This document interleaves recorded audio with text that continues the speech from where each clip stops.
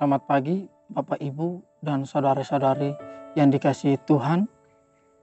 Mari kita mengawali hari kerja dan aktivitas kita dengan bersama-sama merenungkan firman Tuhan yang telah dipersiapkan oleh Bapak Pendeta Nimail Fidalis Buke, MA, dan bacaan kita untuk mengawali aktivitas kita pada pagi hari ini terdapat di Lukas 16 ayat 9, yaitu Aku berkata kepadamu, ikatlah persahabatan dengan mempergunakan mamon yang tidak jujur, supaya jika mamon itu tidak dapat menolong lagi, kamu diterima di dalam kemah abadi.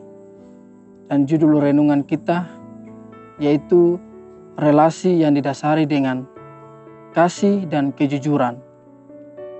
Banyak peristiwa yang kita lihat dan alami bahwa karena permasalahan keuangan atau harta benda, relasi persaudaraan, persahabatan, bahkan persekutuan menjadi rusak.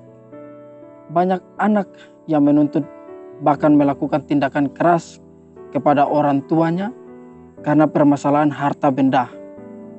Banyak persahabatan yang rusak karena lebih mementingkan keuntungan materi, bahkan mengabaikan persekutuan dan perintah Tuhan karena mengejar uang atau harta benda.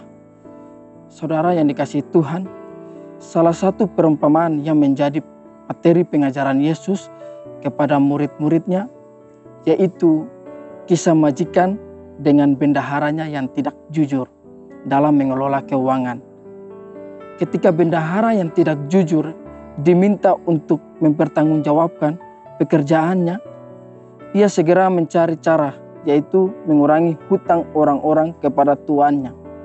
Sehingga ketika ia nanti dipecat, orang-orang yang telah ditolongnya akan menolongnya kelak.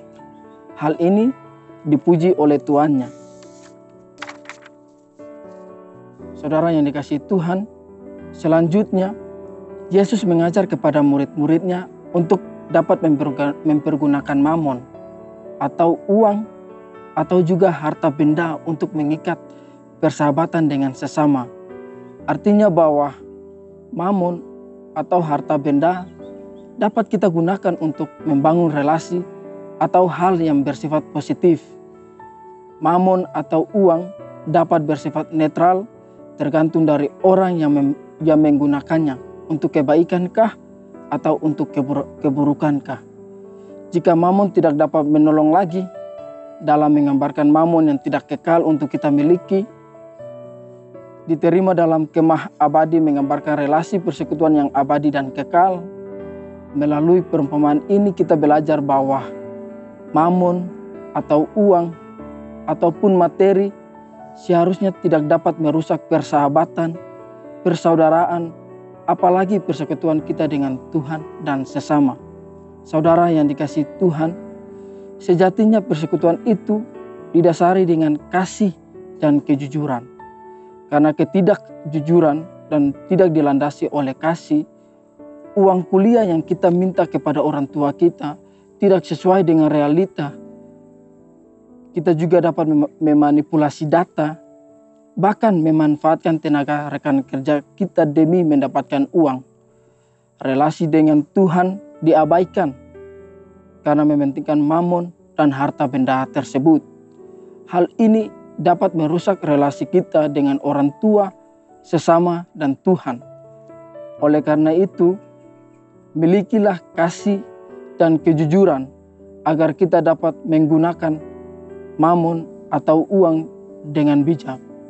Maka yang menjadi refleksi kita pada pagi hari ini dalam mengawali kerja dan aktivitas kita yaitu milikilah kasih dan kejujuran agar mamon atau harta benda dapat kita gunakan untuk kebaikan.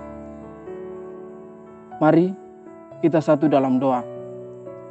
Tuhan, ampunilah kami jika karena uang atau harta benda kami mengabaikan persekutuan, persahabatan, persaudaraan dengan orang tua, sesama, bahkan dengan Tuhan. Amin.